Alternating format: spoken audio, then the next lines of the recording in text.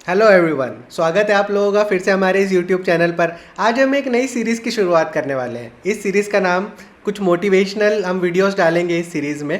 तो मेरे साथ है हरीश, और हरीश जुड़ चुके हैं आज ओवर थिंकिंग के कॉन्सेप्ट पर बात करने के लिए। So welcome Harish. Hi everyone, hello. कैसे आप सब लोग? आई होप आप लोग अच्छे होंगे। आज यार जिसके बारे में बात करने जा रहे हैं, ये हमें बहुत रिक्वेस्ट आ रहे थे कमेंट्स में, तो इस सेक्शन को भी उठाने के लिए तो हमने सोचा कि आप लोगों से एक बार डिस्कस कर ले इस बारे में भी। आप लोग ऐसे ही अगर नए टॉपिक्स को चाहते हैं वो भी आप कमेंट सेक्शन में बता सकते हैं। तो coming back to the topic, जो दीपक ने टॉपिक बताया है ओवर थिंकिंग। ओवर थिंकिंग का मतलब क्या होता है और ओवर थिंकिंग और थिंकिंग के बीच का टाइम मतलब क्या होता है। देखिए, हम लोग इंसान हैं तो we are bound to think. हम लोग जानवर नहीं हैं, हम इंसान हैं, इसलिए हम सोच सकते हैं। लेकिन इंसान में भी सोचने की भी एक सीमा होती है कि अगर यहाँ इस सेक्शन के बाद या इस बाउंड्री के बाद अगर आप सोचना चालू करते हैं और उसको हम ओवर थिंकिंग में शामिल करते हैं। मतलब क्या है ओवर थिंकिंग? आपको पता कैसे चलेगा कि आप लोग ओवर थिंक कर रहे हैं कि नहीं कर रहे? जब आपको पता चलेगा, अगर आप मान के चलिए फ्री टाइम में अगर आपके फ्री टाइम में आप लोग थिंक कर रहे हैं, कुछ नया प्लान कर रहे हैं, कैसा मैं करूँ, क्या करूँ, कैसे मैं कर सकती हूँ, तो ये एक नॉर्मल थिंकिंग है कि आप लोग यार नया प्लान करना जा रहे हैं। लेकिन अगर कोई सी ऐसी चीज़ मतलब खाली टाइम पे ही आप सोच रहे हैं आपके पास्ट के बारे में, आपके फ्यूचर के बारे में, आपके प्रेजेंट में जो भी चीज़ें हुई हैं उसके बारे में, ये भी ठीक है, चलेगा। लेकिन अगर आप उस चक्कर में आप स्ट्रेस ले रहे हैं, एंग्शियस हो रहे हैं, आपका जो चेन है, जो थॉट प्रोसेस का जो चेन है वो ब्रेक नहीं हो पा रहा, तो आप ओवर थिंकिंग की कैटेगरी में आते हैं। देखिए, स्ट्रेस को भी आप कैसे पता करेंगे कि आप स्ट्रेस ले रहे हैं कि नहीं ले रहे हैं? अगर आपके पास मान के चलिए आप सोचना चालू कर रहे हैं, अगर आपके पास बैठे हैं और आपके पास नए 100 टॉपिक्स आ रहे हैं या 1000 टॉपिक्स आ रहे हैं नए आपके पास सोचने के लिए, तो आप सोच रहे हैं, नॉर्मल सोच रहे हैं। लेकिन अगर कोई सी एक ही टॉपिक को अगर आप बार बार सोचे जा रहे हैं और वहाँ ब्रेक नहीं कर पा रहे हैं, तो आप स्ट्रेस ले रहे हैं, आप ओवर थिंक कर रहे हैं, आप स्ट्रेस ले रहे हैं। और यही चीज़ को हम बोलते हैं ओवर थिंकिंग, और यही हमें तोड़ना होगा। देखिए, आपके लिए कोई आके आपको तोड़ेगा नहीं। अगर एक कोई सा चीज़ आपके दिमाग में चलता जा रहा है, तो आपको वहाँ पर खुद से ही एक चेन को ब्रेक करना होगा, तब जाके ही आप जो है इस बीमारी से आगे बढ़ सकते हैं। ऐसा नहीं हो सकता कि आप कोई दूसरा आदमी आके आपको हेल्प करेगा, नहीं। आपको you are only responsible for your mental health and you have to take care of it. So यही चीज़ें हैं कि ओवर थिंकिंग में आपको सबसे पहले क्या करना होगा कि अगर आपके पास बहुत कोई सी ऐसी चीज़ है जो आपको बहुत ज़्यादा परेशान कर रही है, just sit back, just break the chain.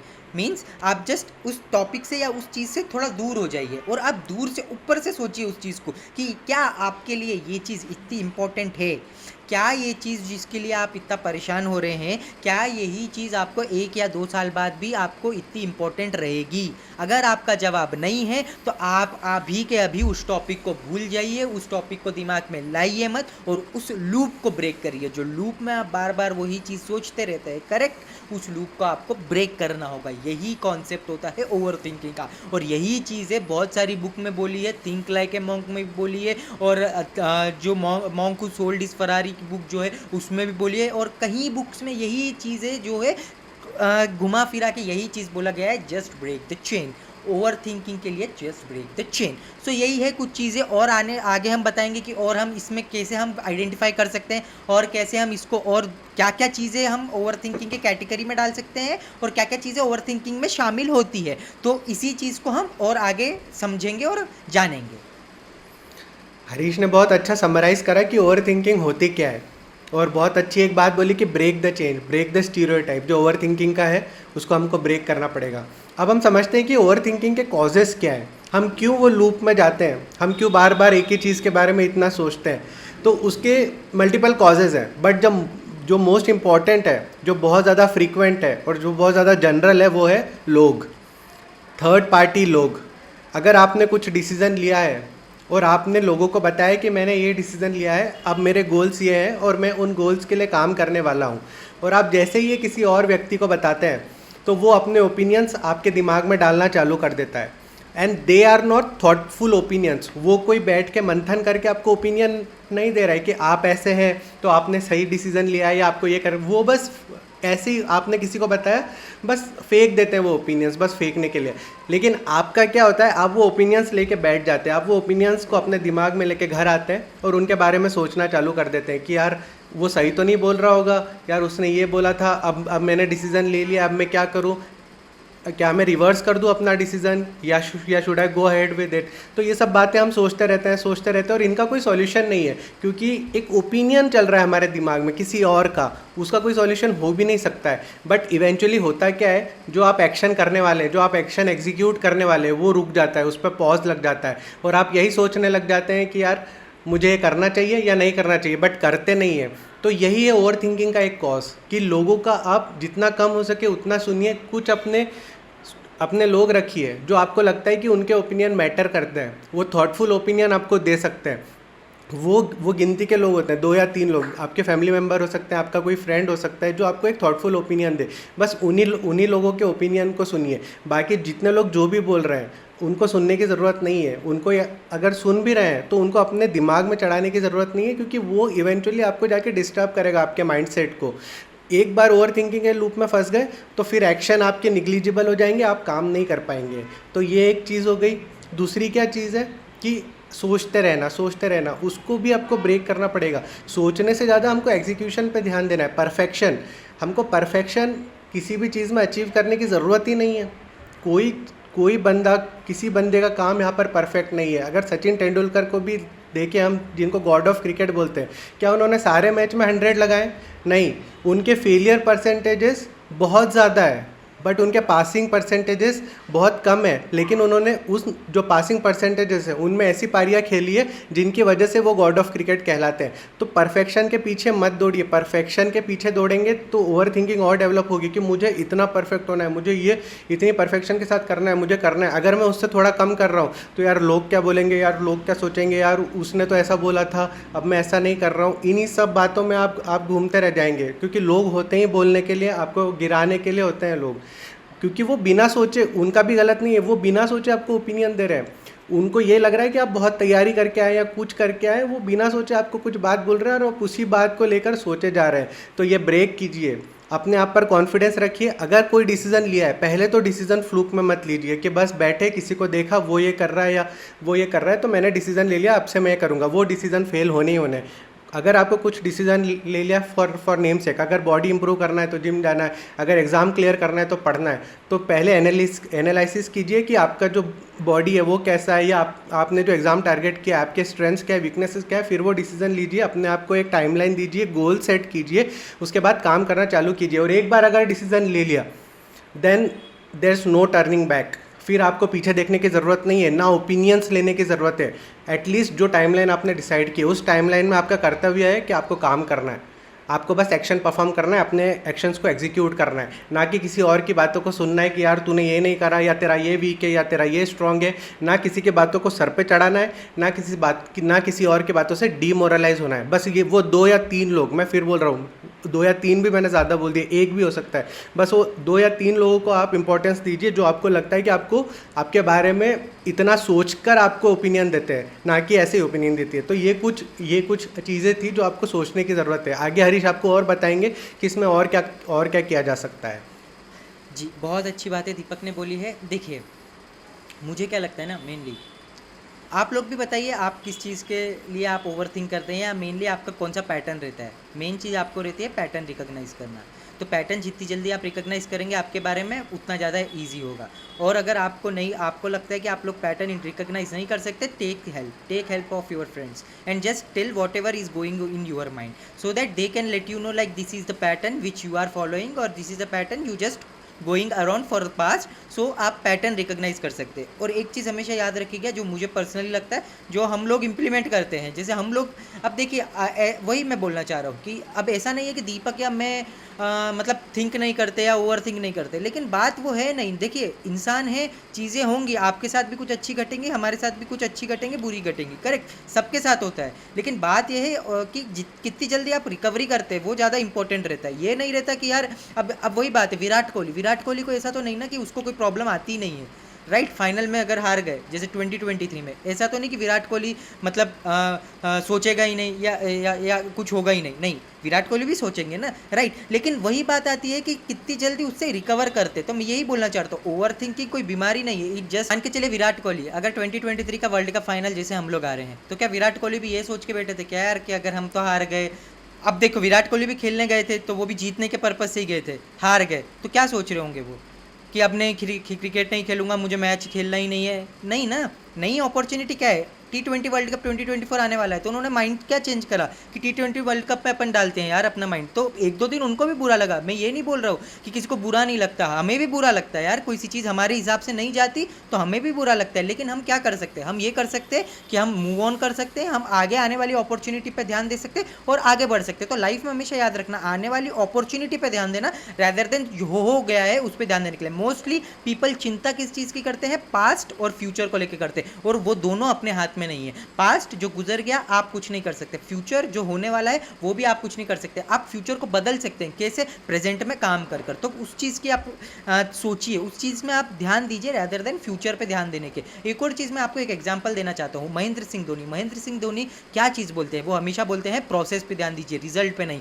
Mahendra Singh Dhoni ने 2007 के वर्ल्ड कप में जोगिंदर शर्मा को लास्ट ओवर दिया था, राइट, हरभजन सिंह को ओवर नहीं दिया था। तो इससे आपको क्या समझ में आया, हरभजन सिंह सीनियर प्रो थे, फिर भी जोगिंदर शर्मा को उन्होंने बेट किया, क्यों किया, जबकि जोगिंदर शर्मा नए आए थे। तो क्यों हुआ ऐसा, तो उनका रीज़न क्या था, उनका ये रीज़न था कि यार हरभजन सिंह को उसके पहले ही मिसबाह उल हक ने छक्के मार दिए थे, तो उनका कॉन्फिडेंस थोड़ा लो था।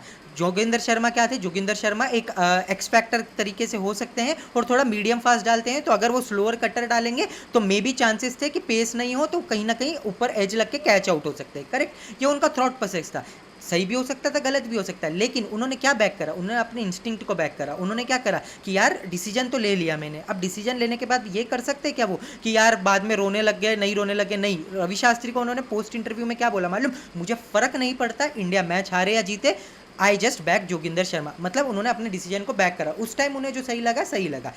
यार गलत हो सकता है, लेकिन बात ये गलत सही की नहीं है, बात ये है आपकी नीयत की है। आपने अगर अच्छे नीयत से अगर आपने डिसीजन लिया और अगर भले ही वो गलत भी हो जाता है, और मैं नहीं, बता रहा हूँ 99 क्या टाइम्स वो गलत होता है, लेकिन आपकी नीयत अगर सही थी तो आपकी जो 100 टाइम जो आप डिसीजन लोगे 1% वो आपको इतना आगे बढ़ा देगा कि आपको बाद में आगे ज़िंदगी में सोचने की ज़रूरत ही नहीं इस मैटर में। आपको मैं एक और चीज़ बता दूँ, जैसे सचिन तेंदुलकर का बहुत अच्छा एग्जाम्पल लिया दीपक ने। आपको क्या लगता है सचिन तेंदुलकर की कितने सेंचुरीज है, 100, आप लोगों को मालूम है, लेकिन उनकी इनिंग्स कितनी थी सचिन तेंदुलकर की, बताइए। 200 टेस्ट मैच, 350 400 450 के ऊपर वनडे मैचेस, फिर कुछ T20 मैचेस, अगर ऑल इन ऑल मिला के चले तो 700 750 इनिंग्स उन्होंने खेली है, उसमें से उनके 100 सेंचुरीज है। मतलब उनके कितने सेंचुरीज नहीं है कि कोई से इनिंग्स में कितने 650 600 इनिंग्स ऐसी हैं जिनमें उनकी सेंचुरी नहीं है, तो आप उनको फेलियर समझते क्या, नहीं। और अगर आप परसेंटेज में बात करें तो उनके परसेंटेज कितने हैं सेंचुरी लगाने के, एवरी 10 to 12 इनिंग्स या अप्रॉक्स जो भी आप ले लीजिए।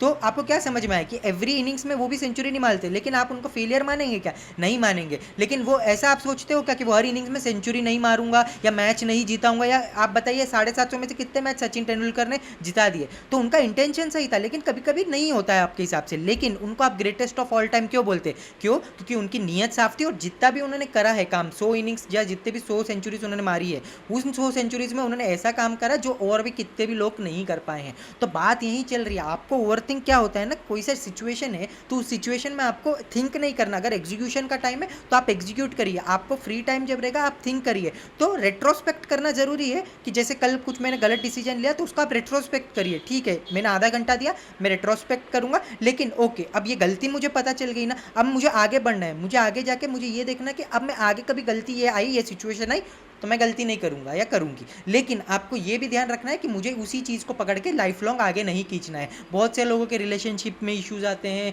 बहुत से लोगों के पैसों में इश्यूज आते हैं, बहुत से लोगों का जो सराउंडिंग है, एनवायरनमेंट है, नेगेटिव पीपल है, उसमें इश्यूज आते हैं।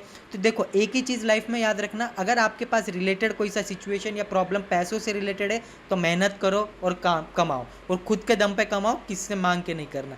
तो पैसों का रिलेशनशिप से आपका ये रास्ता है। और अगर किसी का रिलेशनशिप आपका, अगर किसी कोई प्रॉब्लम आपका इंसान हो, अगर कोई प्रॉब्लम आपका कोई आपका कोई रिलेटिव हो, तो एक ही चीज़ याद रखना, just keep a distance from them. देखो आपकी मेंटल हेल्थ आपके लिए सबसे ज़्यादा ज़रूरी है, तो आपको मेक श्योर करना है कि आप उस मेंटल हेल्थ को, आपके मेंटल हेल्थ को कैसे आप सेव करोगे। आप किसी को हार्म नहीं कर रहे हो, आप किसी को कुछ नहीं कर रहे हो, just that you are putting yourself ahead of everyone else, और वो सबसे ज़्यादा ज़रूरी है। आप थोड़ा बहुत अपने लिए सेल्फिश हो ही है, आपको सबके पूरी दुनिया का ठेका आप लोगों ने नहीं लिया है, करेक्ट। तो आप पहले अपने मेंटल हेल्थ का करिए, किसी का बुरा नहीं करना। अगर आप ये सोच रहे हैं कि मतलब किसी का बुरा सोच रहे हैं, नहीं, किसी का बुरा नहीं सोच रहे, हम जस्ट ये है कि हम अपने आप को अच्छा करने का कोशिश करें। अगर आप कॉम्पिटिटिव एग्जाम की तैयारी करें, ऐसा नहीं बोल रहा हूँ मैं कि अगल बगल के जितने भी लोग हैं उनसे हेल्प नहीं करिए, नहीं, हेल्प करिए, उनसे सीखिए, आप लोग बताइए, सब करिए, लेकिन अगर आप वो आगे निकल जाएगा आपसे, अगर ये थॉट प्रोसेस है तो ये गलत है।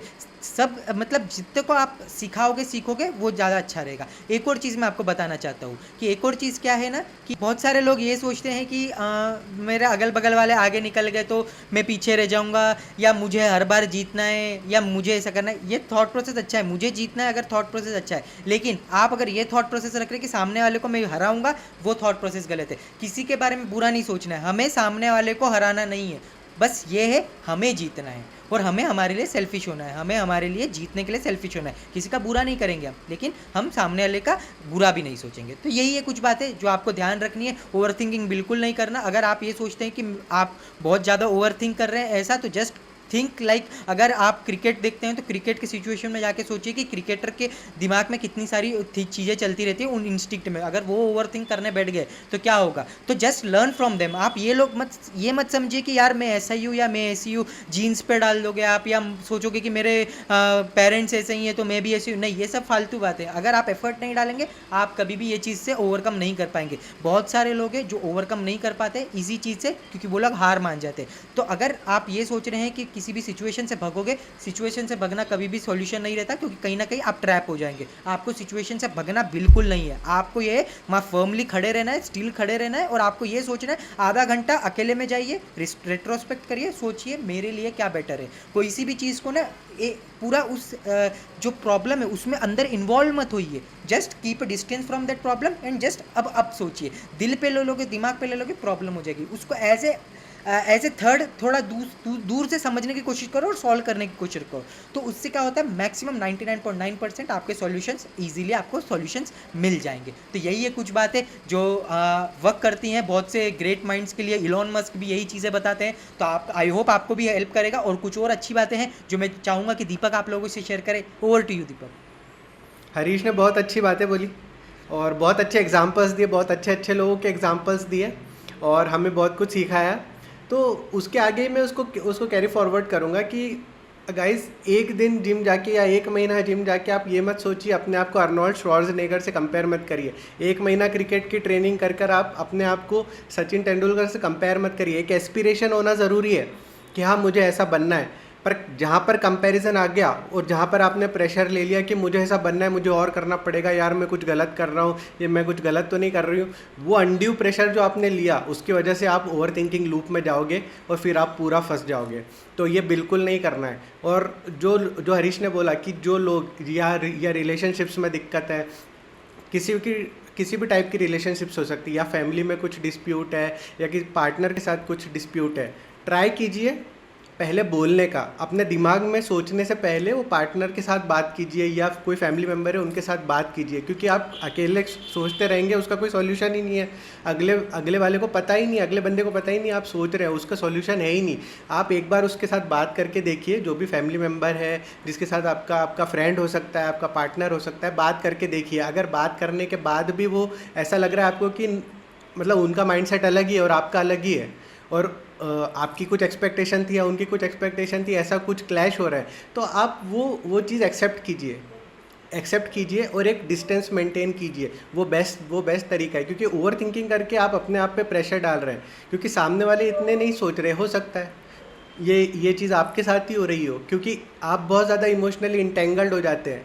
कुछ ओवर थिंकिंग होती किन को है, अब हम लोगों को थोड़ा सा स्टीरियोटाइप करते हैं कि ओवर थिंकिंग होती किन किन लोगों को। तो इमोशनली जो इंटेंगल्ड होते हैं, इमोशनली जो थोड़े से वल्नरेबल होते हैं, वही लोग होते हैं जो ज़्यादा सोचते हैं कि यार इसने ऐसा बोल दिया या उसने ऐसा बोल दिया, ऐसा क्यों बोला, ऐसा उसको नहीं बोलना चाहिए था, और अपने मन ही मन में वो सोचते चले जाते हैं रादर देन वो पर्सन से कन्फ्रंट करने के। अगर वो कन्फ्रंट आप कर ले तो आपको एक रिजल्ट मिल जाएगा। या तो वो पर्सन एक्सेप्ट कर लेगा कि हाँ वो गलत हुआ था कुछ और मैं आपसे नहीं करूँगा, या वो आपको मना कर देगा कि नहीं मैं तो ऐसा ही हूँ और मैं ऐसे ही करूँगा। तो आपको एटलीस्ट एक रिजल्ट तो मिला रादर देन अकेले में डिस्टर्ब होने के। तो ये चीज़ कीजिए, बोलना सीखिए, बोलिए, अपने थॉट्स को बाहर कीजिए अगर किसी पर्सन के साथ दिक्कत है। और अगर किसी रिजल्ट की वजह से आप प्रेशर ले रहे हैं या किसी के ओपिनियंस की वजह से आप प्रेशर ले रहे हैं, तो वो तो बिल्कुल ही बंद कर दीजिए, क्योंकि वो बिल्कुल मैटर नहीं करता। लोग बने ही हैं बोलने के लिए, लोग आपको मॉक करने के लिए के लिए बने हैं। शाहरुख खान जब बन रहा था तब उनको लोगों ने मॉक किया था, क्योंकि वो अपने आप पे उनको इतना कॉन्फिडेंस था, वो बोलते थे कि मैं किंग बनूंगा बॉलीवुड इंडस्ट्री का। वो उनका कॉन्फिडेंस था, लेकिन लोग उनको मॉक करते थे। तो क्या उनने ओवर थिंकिंग लूप में चले गए कि नहीं यार ये बोल रहा है, मैं तो नहीं बन सकता, मैं तो नहीं कर सकता? नहीं, वो अपना काम करते चले गए और अपना कॉन्फिडेंस एक्सक्लूड करते चले गए, क्योंकि वो इमोशनली उतने स्ट्रांग थे, वो मेंटली उतने स्ट्रांग थे। अपने आप को मेंटली स्ट्रांग बनाइए, अपने आप को एक शील्ड वॉल बना दीजिए अपने अपने पूरे माइंडसेट के अराउंड, कि कोई आप वो वॉल को पेनिट्रेट ही नहीं कर पाए। क्योंकि जब वो लोग वॉल को पेनिट्रेट नहीं कर पाएंगे, तभी जाकर आपके एक्शंस जो है वो फ्रूटफुल रिजल्ट्स दे पाएंगे आपको। क्योंकि जब तक आप वल्नरेबल रहेंगे किसी और की बातों से, आप हर्ट होते रहेंगे, आप सोचते रहेंगे और उसका नतीजा कुछ नहीं होने वाला, और सामने वाला राइट प्रूव हो जाएगा। वो जो भी बोला है वो राइट प्रूव हो जाएगा। तो हमको उसको राइट प्रूव नहीं होने देना है। जो भी लोग जितनी भी बात बोले, आप तो ये क्लियर नहीं कर सकते, आप ये एग्ज़ाम क्लियर नहीं कर सकते, आप जिम नहीं जा सकते, आप बॉडी नहीं बना सकते, आप ये नहीं कर सकते, आप वो नहीं कर सकते, बिल्कुल उनको अगर रॉन्ग प्रूव करना है तो अपने आप को मेंटली बहुत ज़्यादा स्ट्रांग बनाने की ज़रूरत है। सोचना कम कीजिए, बस अपने एक्शंस के बारे में सोचिए। आज मैंने ये करा है, मुझे हर दिन इम्प्रूव कैसे होना है। 1% इम्प्रूवमेंट भी आपने हर दिन किया तो बहुत ज़्यादा इम्प्रूव हो जाएंगे। बुक्स पढ़ना चालू करिए, पावर ऑफ सबकॉन्शियस माइंड पढ़िए, हैबिट लूप की बुक है, कितनी अच्छी बुक है, वो पढ़िए। इन सब में माइकल फेल्प्स, इन लोगों ने बताया हुआ है कि वो कैसे इतने इतने ऊपर गए, कैसे इतने स्ट्रांग बने। एक पोजीशन तक आप मेहनत कर सकते हैं, लेकिन उस पोजीशन के ऊपर जाने के लिए आपकी मेंटल टफनेस काम आएगी। तो ये सब बातें ओवर थिंकिंग में बहुत ज़्यादा आपको हेल्प करेगी। और आपको कुछ भी लगता है कि आपको और अगर हेल्प की ज़रूरत है या कोई नहीं है ऐसा बात करने के लिए, तो आप हमसे कनेक्ट करिए, हम अवेलेबल हैं, हम आपसे बात करेंगे। हम ट्राई करेंगे कि हम आपको कुछ अच्छे सजेशंस दे पाए। अगर आप बहुत ज़्यादा अंदर फंस गए और आपको पर्सनल हेल्प की ज़रूरत लग रही है, तो हम ट्राई करेंगे कनेक्ट करने का। बट इस चीज़ से बाहर आना बहुत ज़्यादा ज़रूरी है। अगर इस चीज़ में आप जितना लिपटे रहेंगे, आप मेंटली एग्जॉस्ट हो जाएंगे। डिप्रेशन आजकल बहुत नॉर्मल हो गया है, बहुत ज़्यादा नॉर्मल हो गया, और उसका रूट कॉज यही है। स्पेशली हम रिलेशनशिप्स में देखते हैं, या इसमें देखते हैं, उसमें देखते हैं, क्योंकि हर बंदे की एक्सपेक्टेशंस अलग है। हर बंदा अपने तरीके से जी रहा है। तो अपना तरीका आप ढूंढिए। आप कौवा बन के हंस की चाल मत वो करिए कि मैं किसी और की तरह जीऊँगा, या मैं वो कर रहा है तो उसकी तरह जीऊँगा, इसने आज मेरे को ये बताया तो मैं करूँगा, कल उसने वो बताया था मैं वो करूँगा, ये सही है। नहीं, अपना एक तरीका ढूंढिए, उस तरीके के साथ ही जीने की कोशिश कीजिए। सही गलत तो होता ही रहता है। जैसे हरीश ने बोला, सचिन का इतना अच्छा एग्जाम्पल हमने आपको दिया। 750 इनिंग्स में से उन्होंने सिर्फ 100 इनिंग्स ऐसी थी जिसमें 100 का आंकड़ा पार किया है, वो फिर भी वो गॉड ऑफ क्रिकेट है। तो उनको एज एस्पिरेशन लीजिए, अपने एस्पिरेशन ढूंढिए, इंस्पायरिंग फिगर्स ढूंढिए और उनके जैसा करने की कोशिश कीजिए। Harish wants to share something else too, so over to you Harish. So एक लास्ट चीज़ मैं बताना चाहता हूँ, जिनके बारे में आप सोचते हैं ना, जो दीपक बता रहे थे कि क्या लोग कहेंगे, ये वाली जो बात आपके भी दिमाग में आती रहती है, आपके पेरेंट्स हो सकते, सराउंडिंग हो सकते, कोई भी हो सकते। एक चीज़ हमेशा ज़िंदगी में याद रखना, जिस इंसान के लिए आप इतना सोच रहे हो ना कि वो क्या सोचेगा, शमशान में उसके बाद, आपकी अर्थी होने के बाद या आपकी लाश जलने के बाद अगले दिन से वो लोग आपको भूलने वाले। तो एक चीज़ हमेशा याद रखना कि जिस इंसान के बारे में आप इतना सोच रहे हो, क्या वो आपके मरने के बाद भी उतना आपके बारे में सोचेगा? अगर नहीं, तो उस इंसान के बारे में अभी सोच के कोई मतलब नहीं है, प्रैक्टिकली सोचना चालू करिए। तो यही थी कुछ बातें जो हम करना चाहते थे। आई होप आप लोगों को यूज़फुल होगा ये। अगर आपको यूज़फुल है तो लाइक एंड शेयर करना जरूर करिए और सब्सक्राइब करना जरूर करिए, ताकि और अच्छी हम ऐसी ही चीज़ें जो मेंटल हेल्थ से रिलेटेड है, जो आपको वर्क करने वाली, जो आप पे काम करने वाली है, वो हम करते रहेंगे। आपकी पर्सनालिटी को डेवलप करेंगे और आपको लाइफ में ग्रोथ करने में आपको हेल्प करेंगे। तो इसी के साथ हम लोग अलविदा लेते हैं। Thank you guys,